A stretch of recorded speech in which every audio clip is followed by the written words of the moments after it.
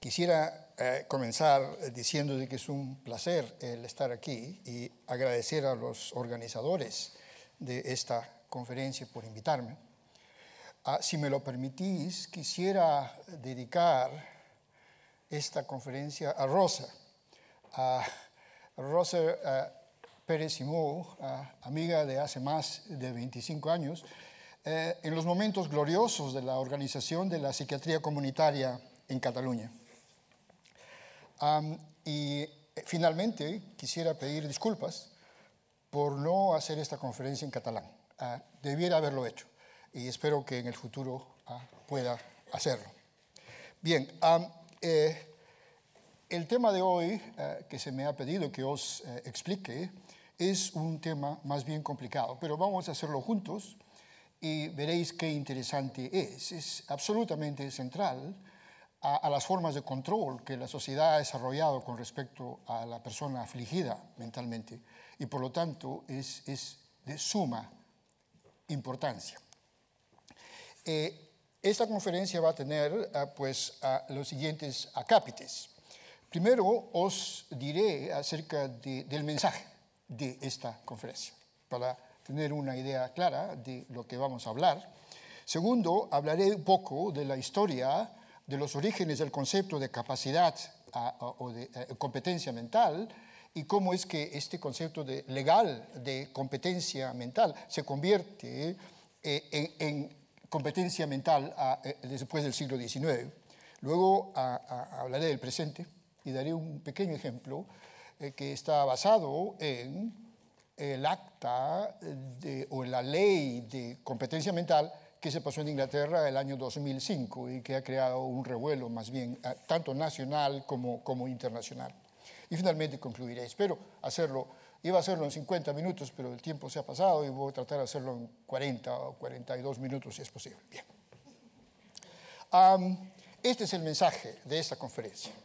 Básicamente, con respecto al concepto de competencia, quisiera decir lo siguiente.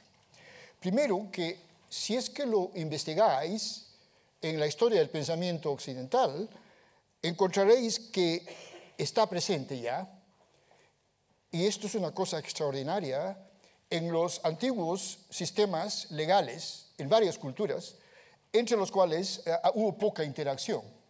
Es decir, aparece como una ficción legal. El concepto de ficción legal, como sabéis, es un concepto técnico y aparece como una ficción legal.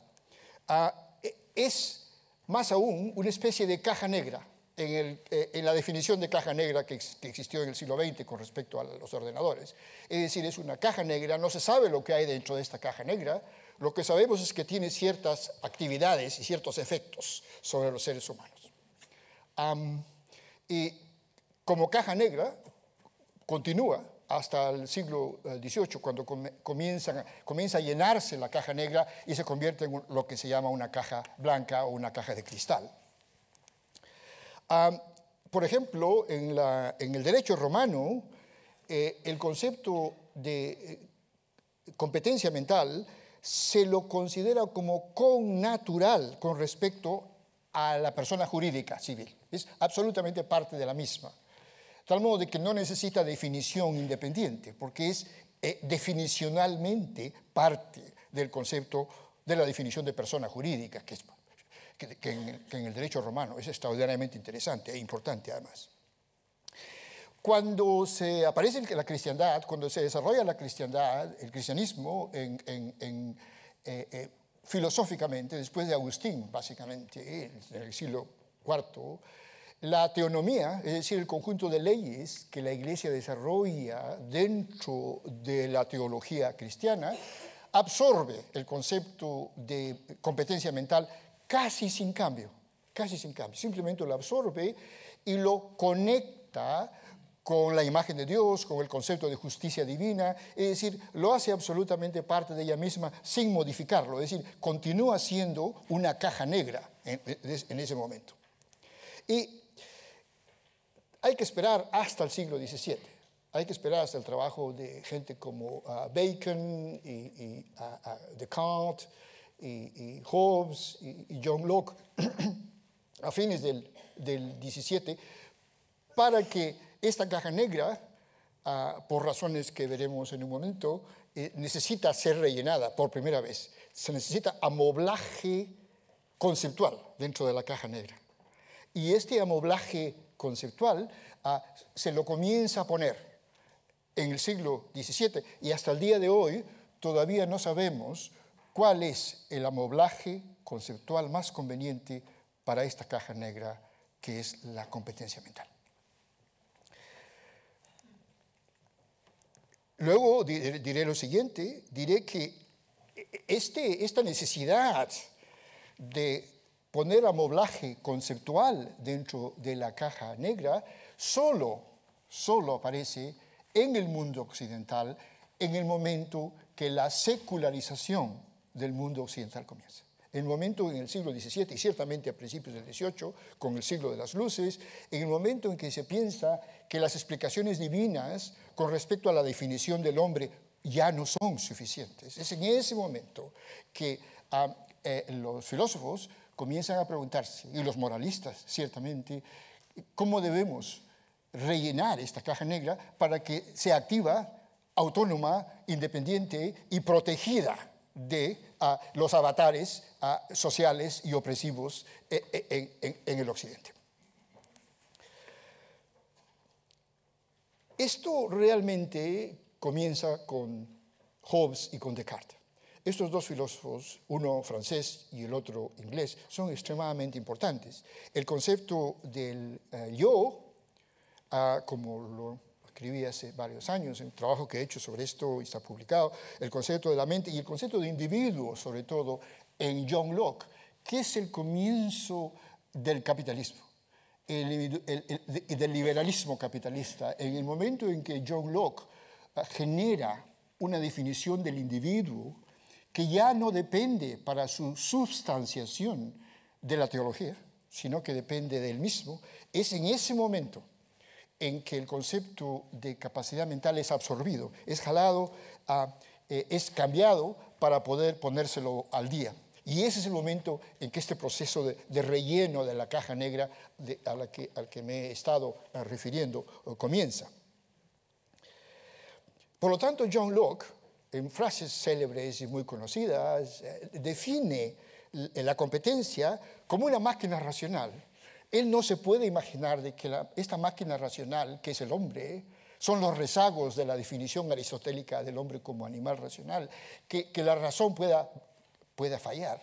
Y entonces los fallos de la razón los explica John Locke, como ustedes habréis leído en su definición de locura. La definición de locura en John Locke es que la caja está perfecta, pero que la entrada a la caja está equivocada, hay información equivocada y por lo tanto la caja se equivoca en su cálculo y da un error. Pero no duda John Locke de que la caja negra misma no puede cambiar.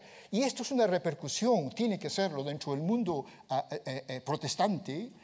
John Locke era obviamente protestante, en relación al catolicismo de Descartes. En Descartes el concepto del alma es incorruptible, no se puede enfermar el alma. Ese es uno de los problemas que hay con respecto a la definición de enfermedad mental en el siglo XVII, que el alma no se puede enfermar. Así que es la misma repercusión con el lenguaje puritano de John Locke en Inglaterra de la concepción animista de Descartes. Y durante el siglo XVIII, que es donde pasan muchas cosas, hay dos cambios muy, muy importantes. Primero es Adam Smith. Adam Smith, que todos lo conocéis como el autor de La riqueza de las naciones, como economista, no fue realmente un economista. Adam Smith es un filósofo moralista y tal vez el más grande en la escuela escocesa del siglo XVIII. Y Adam Smith adopta el concepto de capacidad como caja racional absoluta para hacerlo el corazón del concepto del homo economicus. El homo economicus que es absolutamente perfecto. Y también lo incorpora, por ende, en el concepto de la mano invisible. Como esto ya es más conocido, Adam Smith dice de que el Estado no debe intervenir en la economía, la economía está regida por una mano invisible, que básicamente es el conjunto de las decisiones económicas y determinaciones maximalistas de todos los ciudadanos, que algunos se equivocarán, pero otros no se equivocan, y cuando uno pone todas estas decisiones juntas, la economía capitalista, por supuesto, va por su camino adecuado. Esto ha hecho desde entonces mucho daño a la economía, y ciertamente en el siglo XX es que comienzan a introducirse correctivos a esta visión más bien utópica de lo que es el homo economicus. Y el otro hombre muy importante en esto es Kant. Kant, que es el primero realmente que desarrolla el concepto de autonomía. El concepto de autonomía antes de Kant simplemente no es válido. El primero que lo desarrolla como un imperativo categórico es Kant. Es decir, la autonomía está basada sobre una ficción metafísica que es la voluntad. La voluntad del ser humano es absolutamente independiente. Ni siquiera debe perseguir a la felicidad, porque perseguir a la felicidad del hombre ya es venderse a un valor externo. En Kant, la voluntad tiene que ser absolutamente independiente. Y es en ese momento que se genera una autonomía real, que es la autonomía como imperativo categórico en Kant, y por lo tanto la capacidad mental es parte de este sistema. La capacidad mental es la capacidad absoluta de tomar decisiones dentro de un mundo autonómico real. Bien, y la tercera parte de la conferencia va a ser esta, que esta idea de Adam Smith, de el Homo economicus, sobrevive hasta la Primera Guerra Mundial, hasta la Segunda Guerra Mundial. Entre las dos guerras, en el periodo interbélico, hay mucho debate, pero es solo después de la Segunda Guerra Mundial que la gente comienza a decir, expertos en este campo, por ejemplo Kahneman y otros, que a lo mejor el ser humano no es una máquina racional, que a lo mejor las emociones y otros factores son importantes, que la misión del hombre no es ganar dinero eternamente, sino que hay otros valores en la vida. Estas perogrulladas son introducidas por primera vez en los modelos económicos solo después de la Segunda Guerra Mundial. Y esto fue hecho simplemente porque las varias crisis que sufre el capitalismo durante el siglo XX llevan a los expertos a preguntarse si en realidad la mano invisible existe.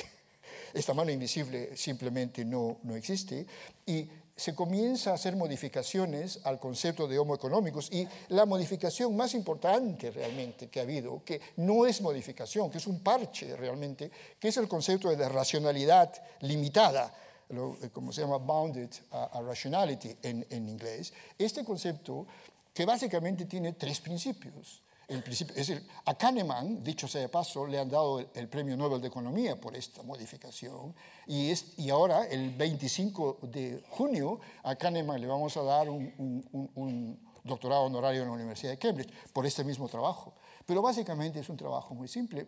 Con lo que Kahneman dice es que, primero, que a lo mejor la racionalidad humana no es total, sino parcial. Segundo, de que la información que tiene el ser humano nunca es suficiente para tomar una decisión adecuada. Y tercero, dice que no hay tiempo, así tuviera la información. Son los tres principios del concepto de Kahneman. Y aún así, en Kahneman, lo que se hace es crear un parche, porque la personalidad, las emociones y los factores sociales, el ambiente social, que es absolutamente fundamental, lo que Habermas llamaría la acción comunitaria, es decir, la idea de que pensamos juntos en la sociedad, no existe. Kahneman es un individualista, es un americano que piensa de que es posible crear, simplemente complejizar el modelo del hombre, que es suficiente para salvar al capitalismo, básicamente. Por lo tanto, en nuestro campo, en el campo de la salud mental, la pregunta es distinta.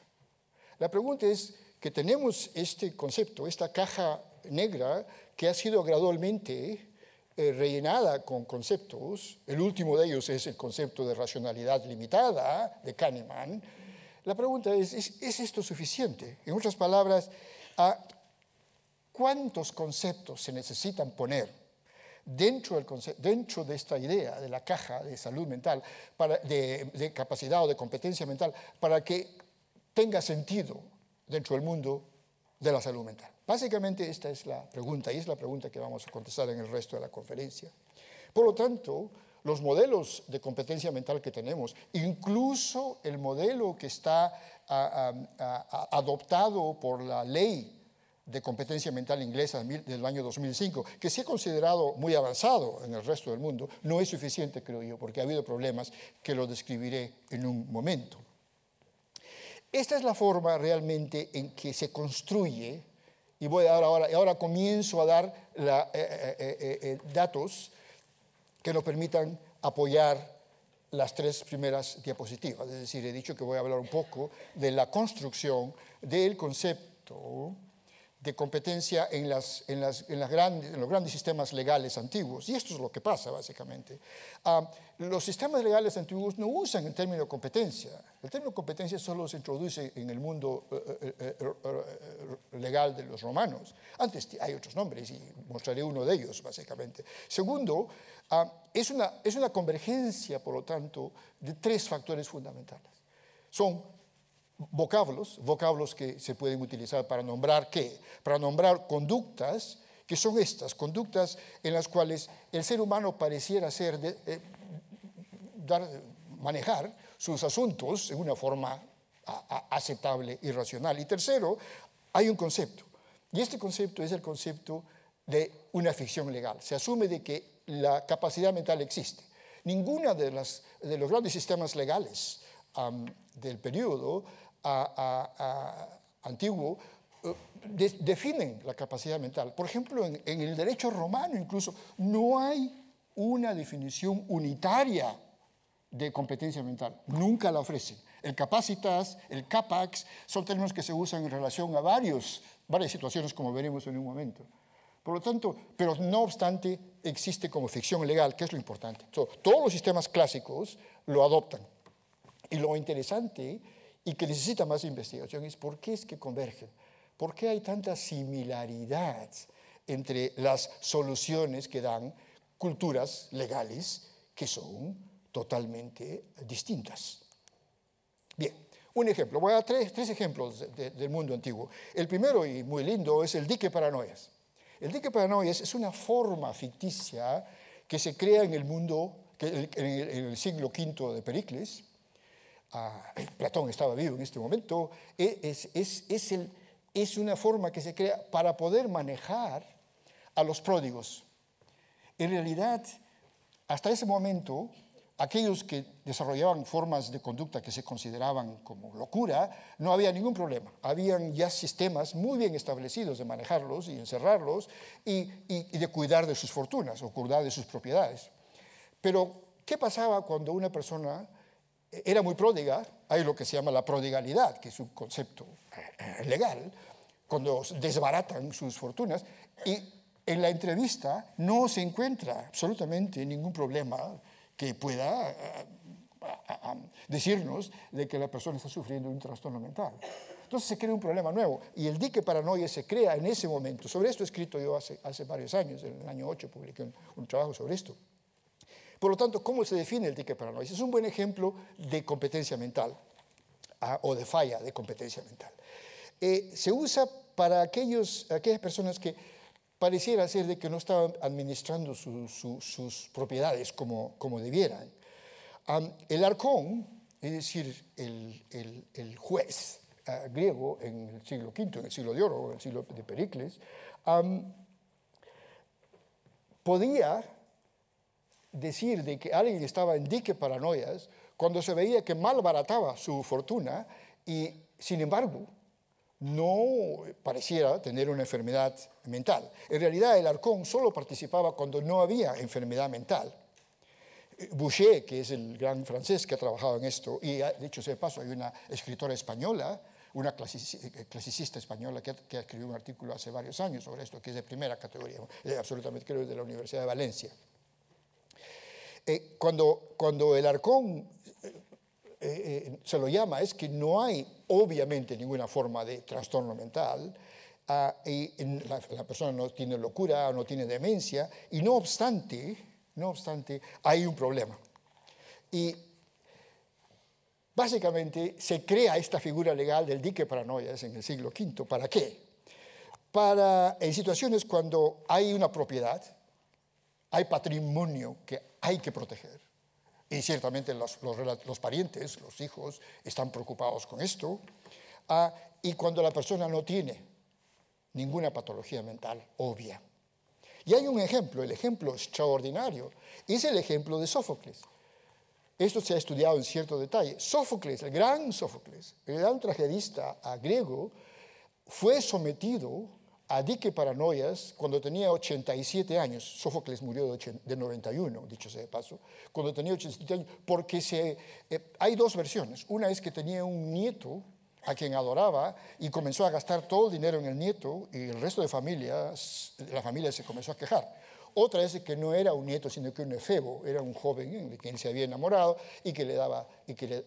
si hubiera sido el nieto, tal vez hubiera habido menos protesta a las familias. Uno probablemente piensa que esta segunda versión, que era un efebo, que no tenía nada que hacer con la familia, era el culpable de esto. El hecho es que Sófocles es sometido a esta ley y en los últimos años de su vida hay un representativo que maneja su patrimonio y no lo dejan a él gastar absolutamente nada de su dinero y eventualmente muere a los 91, 92 años. Bien. Entonces aquí tenemos un ejemplo muy interesante de cómo es que se crea una categoría para poder representar al problema de un fallo en la capacidad mental que no sea producido por una enfermedad mental, dicho sea de paso. Luego, en la ley romana, por supuesto, esto es absolutamente claro. Aquí lo que tenemos es el concepto de sentido. El sentido es esta es la traducción. En el campo legal, la competencia o la capacidad para comprender, así se define el sentido, el significado y consecuencias de los propios actos, particularmente si los actos son buenos o son malos. Los niños, por ejemplo, no tienen sentido dentro del mundo romano, no tienen sentido en esta forma de definirlo, y tampoco los locos, excepto cuando están en un intervalo lúcido. El concepto de intervalo lúcido se inventa como otra ficción legal para explicar por qué la gente se mejora de sus trastornos mentales. Y el concepto de intervalo lúcido continúa hasta la primera década del siglo XIX. Haslam, el gran escritor británico sobre estos asuntos, está escribiendo sobre intervalo lúcido en 1810, además. Sé que estamos hablando de una cosa extraordinaria. Y este es el intervalo lúcido, esto es lo que se dice, y acá está la traducción.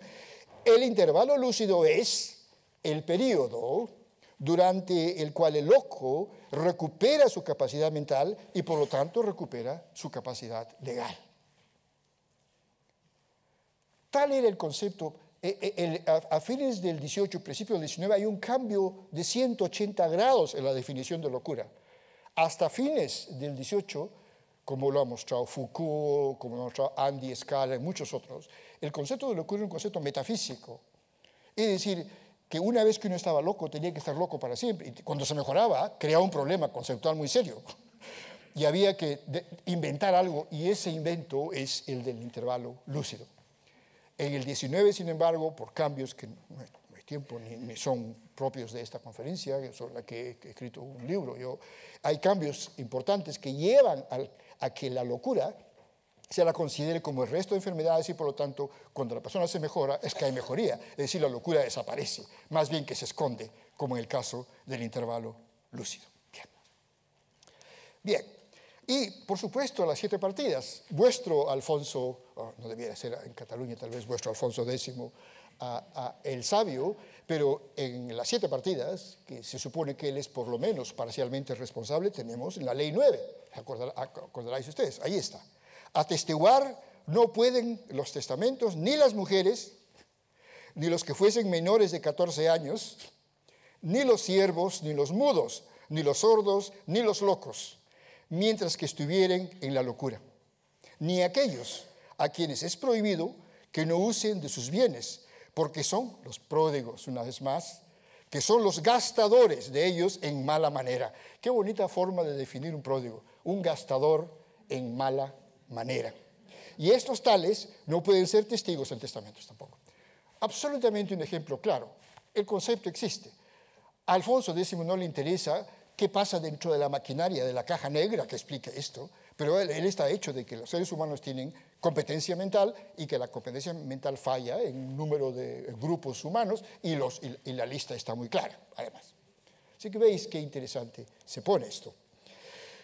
Pero el concepto de capacidad, que era un concepto absolutamente legal, comienza a convertirse en competencia a competencia mental. Por primera vez se lo comienza a localizar en un espacio, que es el espacio de la mente, y por supuesto gentes en el siglo XX y XXI están queriendo localizarlo incluso en otros espacios más restringidos. Pero ahí está. Entonces el término competencia, la conducta esta vez se refiere a la mente. La mente genera poderes como el intelecto, la cognición y la voluntad, y es una conjugación de estos dos elementos que llevan a que la competencia mental ahora ya comienza a localizarse en el espacio de la mente, que ocurre, como lo dije hace un momento, en el trabajo de los grandes filósofos del siglo XVII. Por lo tanto, deviene un poder mental. Y claro, como ha pasado con muchos de los poderes mentales, de las facultades de la mente, sobre todo después de Kant, se han reificado, se han cosificado, y esas cosificaciones absurdas en las cuales la capacidad mental deviene una especie de función de alguna parte hipotética especulativa del cerebro, básicamente. Y acá está el ejemplo. Esto es del Código Napoleónico. El Código Napoleónico incorpora ya el nuevo concepto de capacidad, y lo tenéis ahí porque desarrolla el concepto de interdicción, es decir, el intervenir para evitar que una persona actúe si se piensa de que no. Y está la traducción. Un adulto en un estado habitual de imbecilidad, de demencia o de locura, aún dice el Código Napoleónico, aún si tuviera intervalos lúcidos, necesita protección, necesita que alguien intervenga y no lo deje que haga. Y básicamente la definición de interdicción legalmente es el prevenir a una persona que maneje sus asuntos. Sé que lo que tenemos es que en este momento, cuando el Código Napoleónico aparece en 1808, que luego se extiende, controla España y controla toda Sudamérica, controla una buena parte del mundo, el Código Napoleónico es extremadamente importante, y aún en muchos países sudamericanos el esqueleto legal es el Código Napoleónico, y lo sigue siendo probablemente en España, no quiero decir, pero porque no conozco mucho de la historia legal de vuestro país. Bien. Y si vemos a fines del siglo XIX, ¿cómo es que este concepto llega?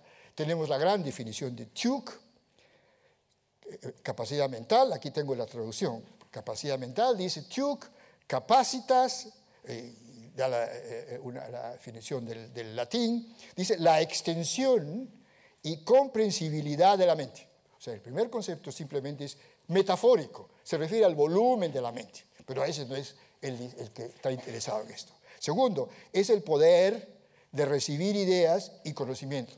Tampoco es directamente relevante.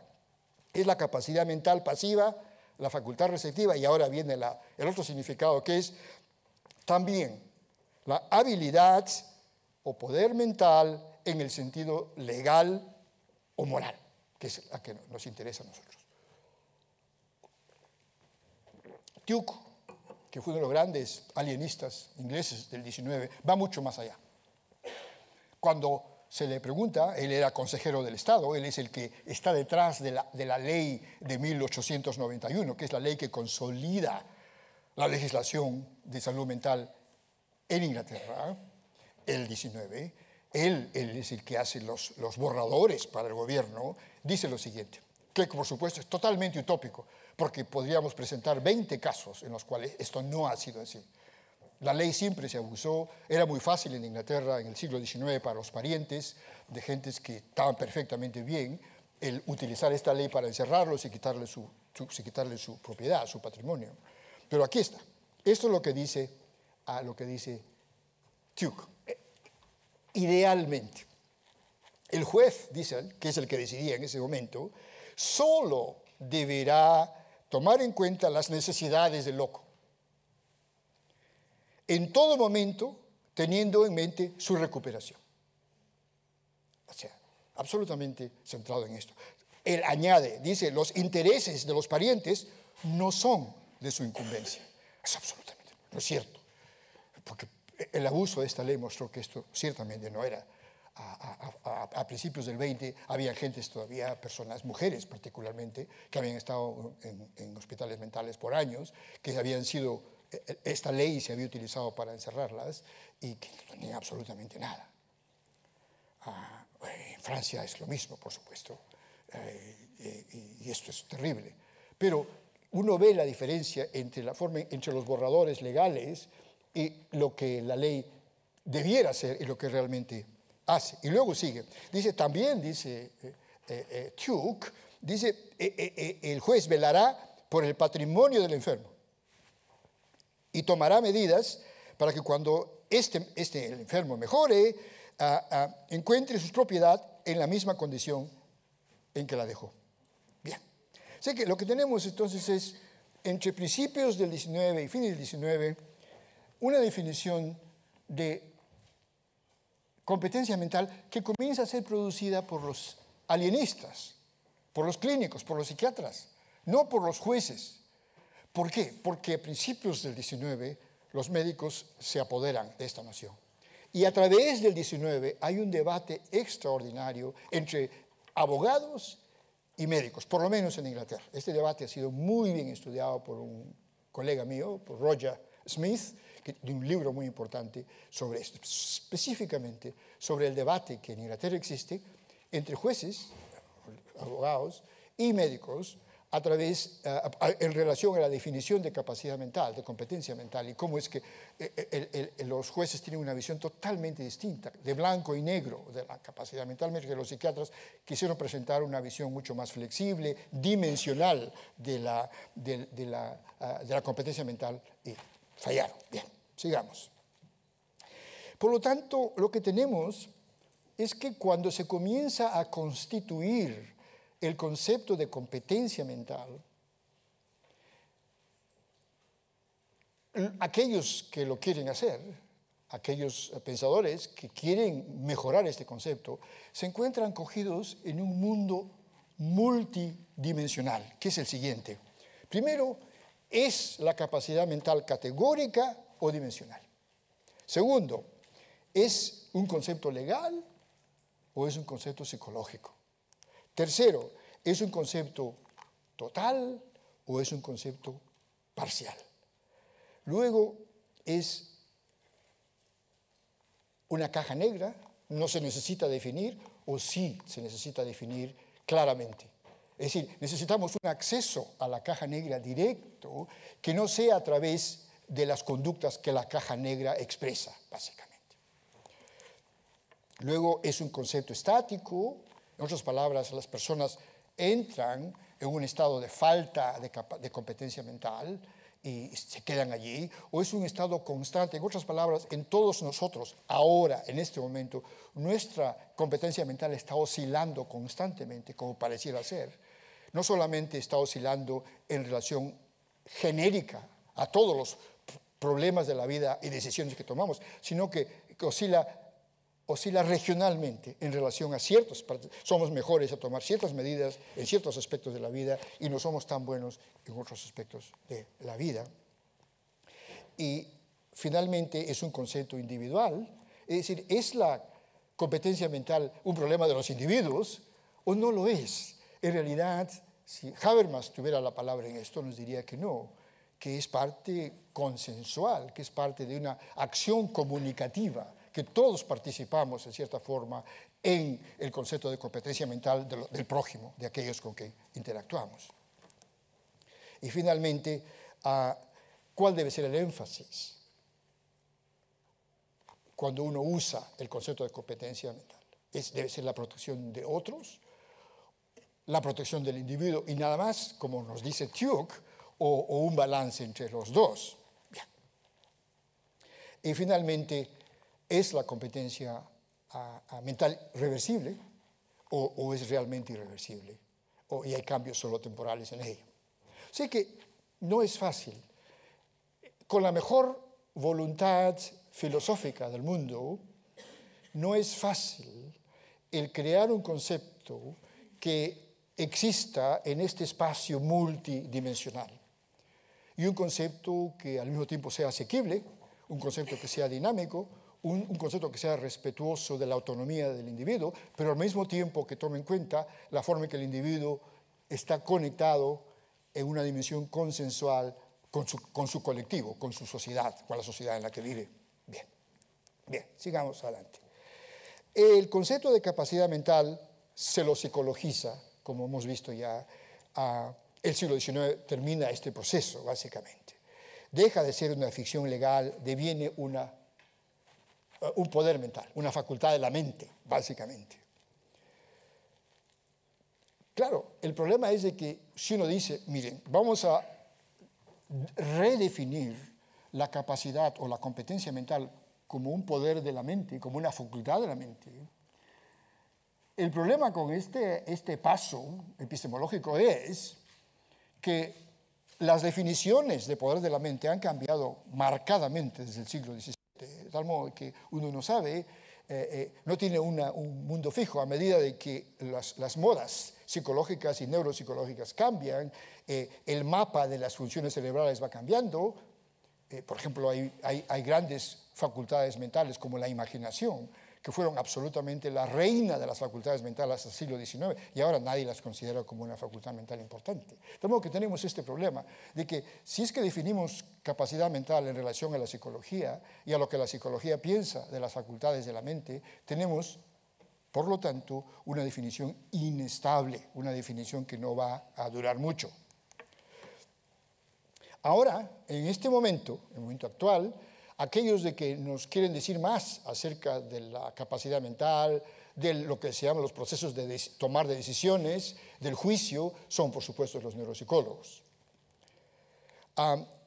Pero aún así no sabemos si la capacidad mental es una función específica, que por lo tanto está asociada a una región cerebral que se puede identificar con neuroimagen y todo lo demás, o realmente es un concepto abstracto que es el resultado del actuar sincrónico y consensuado de varias facultades de la mente. Es decir, esta es la opción.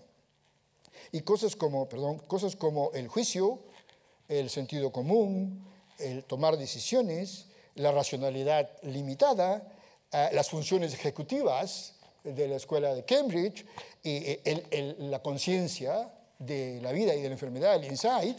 Es decir, todos son candidatos para ponerlos dentro de la caja negra. Todos estos son candidatos importantes. Y la decisión cuál de esos candidatos hay que usar no es simple.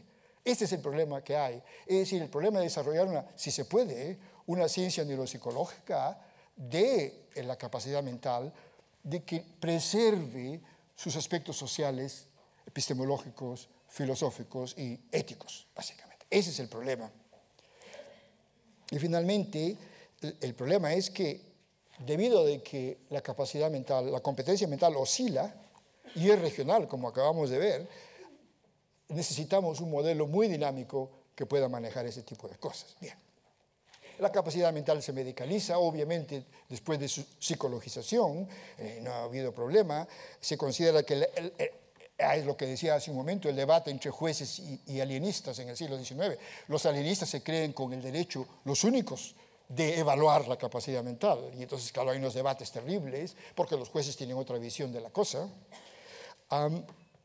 Y cuando se comienza a patologizar la capacidad mental, la competencia mental, es decir, la idea que hay algo que se llama competencia mental, que tiene un relleno especial y que se puede enfermar, comienzan los problemas típicos, los problemas clasificatorios, el problema, los etiológicos, que la causan causas internas que pertenecen a la competencia mental, o son causas externas, como la enfermedad mental, que es una causa externa, que afecta a la competencia mental. Bien. Y el problema central es de las oscilaciones y regionalizaciones de la misma. Cuando uno ve que la capacidad mental cambia en los seres de todos los días, como nosotros, cambia de día a día, ¿qué refleja esto? refleja que hay oscilaciones en redes neuronales, como nos quieren hacer creer algunos, que son los que hacen que la capacidad de tomar decisiones adecuadas y racionales oscile en el tiempo, o simplemente son factores sociales. El ser humano está metido en un tejido social, sus decisiones son parte de ese tejido social, y por lo tanto las oscilaciones que el individuo tiene son expresiones o son reflejos de este tejido social, que no se puede aislar al individuo y pensar de que es posible verlo en una especie de laboratorio independiente donde se lo puede analizar como un aparato que toma decisiones sociales. Y mi inclinación siempre ha sido, porque en esto sigo a Jürgen Habermas, que el ser humano por definición es una entidad social y por lo tanto el concepto incluso de competencia mental se lo debe redefinir en términos consensuados, en términos de al que pertenece. O, como decía, estas oscilaciones pueden no referirse a la cognición, sino a las emociones sociales que están envueltas en esto. Luego la pregunta, ¿por qué es que la competencia mental es más eficiente en ciertas áreas de la realidad que en otras? ¿A qué se debe esto? ¿Son estas las áreas en que no es competencia, son más difíciles acaso? ¿Hay una jerarquía de dificultad social? ¿O hay otras razones que no tenemos idea de lo que está pasando en el ser humano y cómo se puede regionalizar esto? Y por supuesto que esta regionalización hay que estudiarla. Y hay que estudiarla desde varias perspectivas. Yo creo de que la perspectiva psicodinámica, por ejemplo, es muy importante en esta área.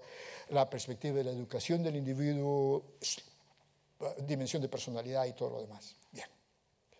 Un ejemplo rápido y ya estamos a punto de terminar, porque el tiempo, quiero parar a las 1:45 para que no haya problemas.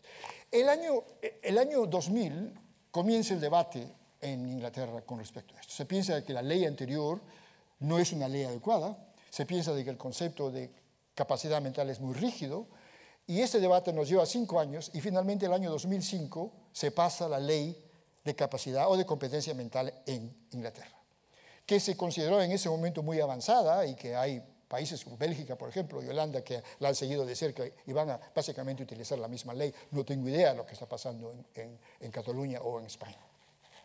Pero los principios del acta inglesas son interesantes porque son apofáticos, son negativos en cierta forma, y son los siguientes. Estos son los principios, y lo siento, pero vamos a leerlos porque son fundamentales. Dice, la capacidad de una persona debe presumirse intacta, ¿sí? Absolutamente, así como la inocencia, se debe presumir intacta hasta que se establezca claramente que la ha perdido. Así que es un principio muy positivo, excepto de que cuando los clínicos lo quieren hacer en la práctica hay problemas, como veremos en un momento. Segundo, que no se tratará a una persona como incapaz hasta que todas las medidas de ayuda se hayan agotado. Así que es muy importante, y ahora los trabajadores sociales en Inglaterra tienen protocolos que hacen que antes de que se pueda decir que una persona no tiene capacidad mental, hay que ir a través de varios pasos. Y esto está creando problemas bien interesantes. Cuarto, no se tratará a una persona como incapaz solo porque ha tomado una decisión insensata. En otras palabras, la persona está en un sistema, se le pide que tome una decisión y toma una decisión que no está racional o adecuada, y no se puede utilizar tal decisión para decidir, por lo tanto, que la persona es incapaz, porque hay que examinarla en otras áreas.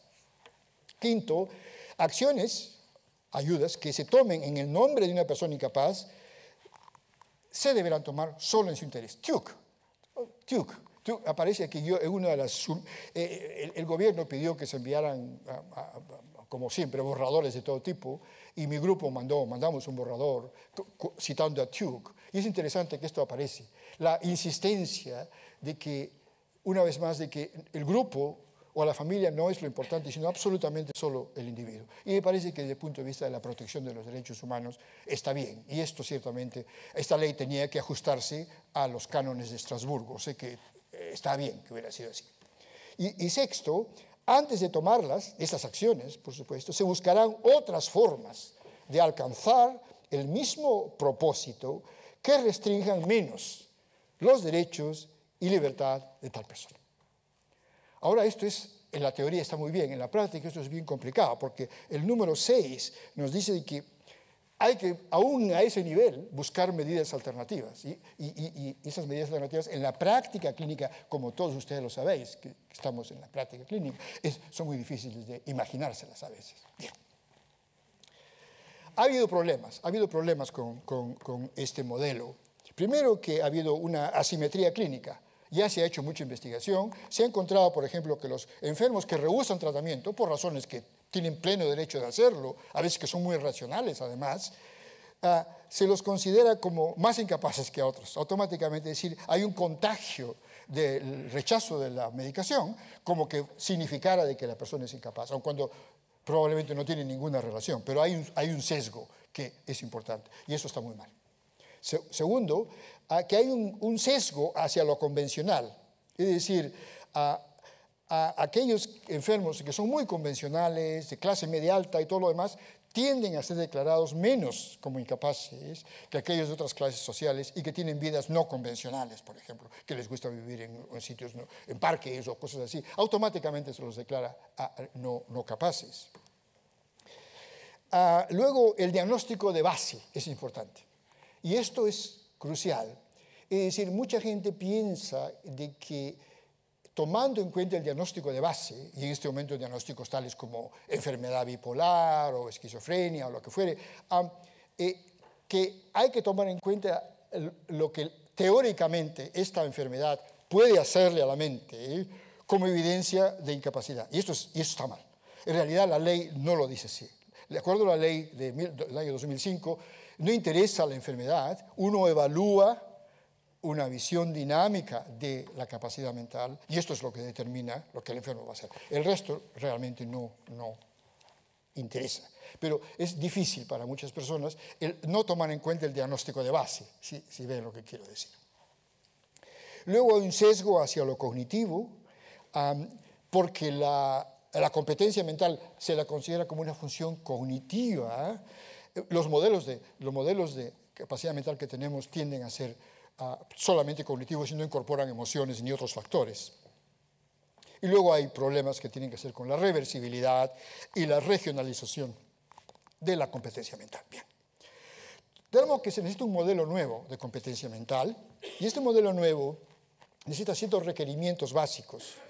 Este modelo necesita ser fácilmente reversible, tener suficiente relleno, suficiente amoblaje conceptual que esté al día desde el punto de vista psicológico, pero que permita que la reversibilidad sea fácilmente explicable en el sistema. Segundo, de que se pueda regionalizar, que pueda explicar por qué en ciertas áreas de la vida el ser humano es capaz de tomar decisiones muy racionales y no en otras.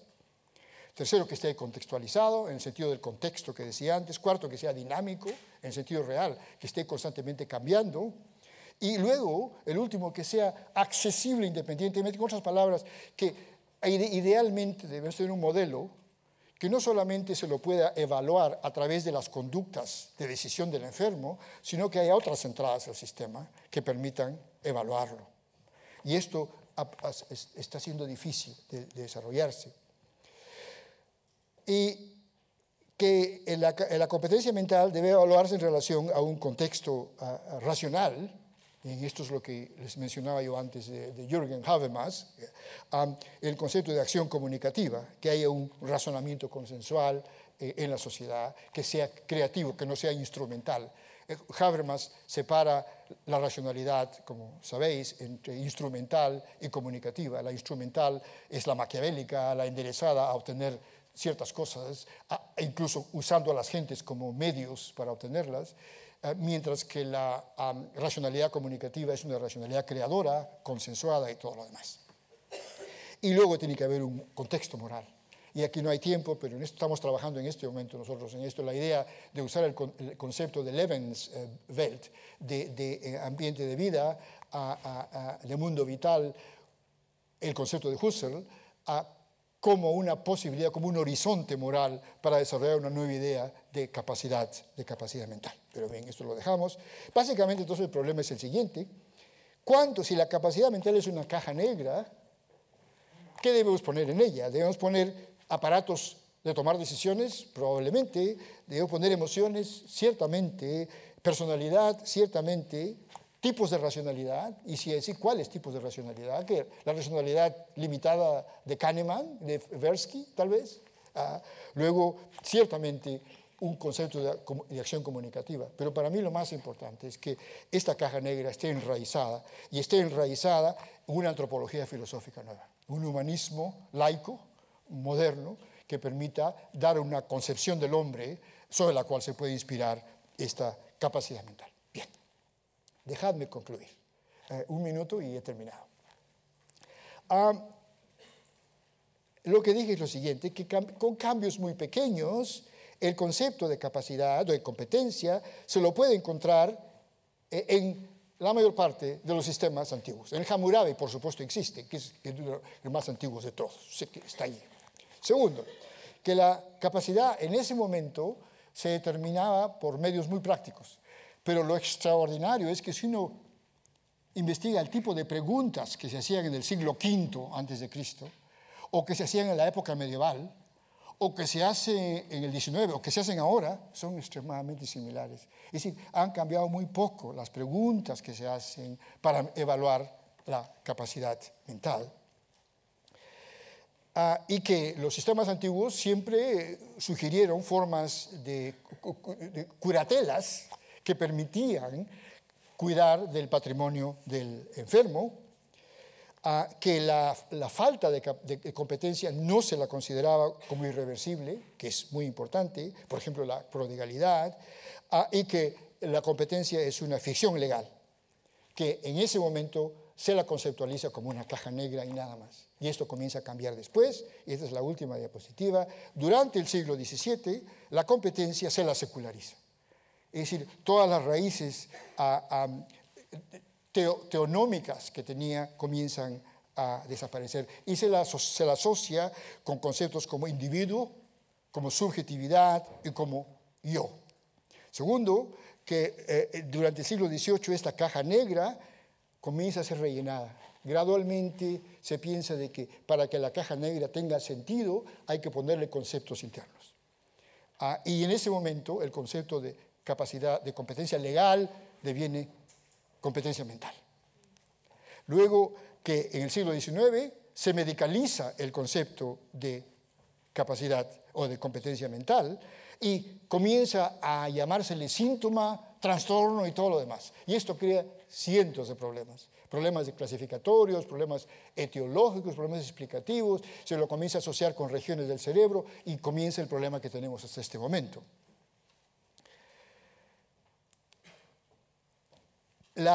Los principios que inspiraron el acta o la ley de competencia mental en Inglaterra, el 5, los he presentado someramente. Ya habéis visto que en la práctica suena muy bien, casi como los principios de Tuke en 1892, muy similares, pero que en la práctica son mucho más complicados. Y también he comentado las dificultades que hay. Y finalmente, que estas dificultades con el modelo inglés están alentando a grupos de investigadores a que desarrollen modelos nuevos de capacidad mental. Este mundo está listo para investigar. Estoy hablando de este concepto simplemente hoy porque me lo pidieron y porque creo de que es un concepto candente. La capacidad de obrar en la ley vuestra es importante, pero me da la impresión a mí de que está sujeta a los mismos problemas de que estuvo sujeta a la ley inglesa. Y por lo tanto es esencial el comenzar a pensar seriamente en modelos nuevos. Y estos modelos, para que funcionen, deben ser accesibles, reversibles, regionalizados, dinámicos, contextualizados y morales. Bien, aquí voy a parar. Gracias.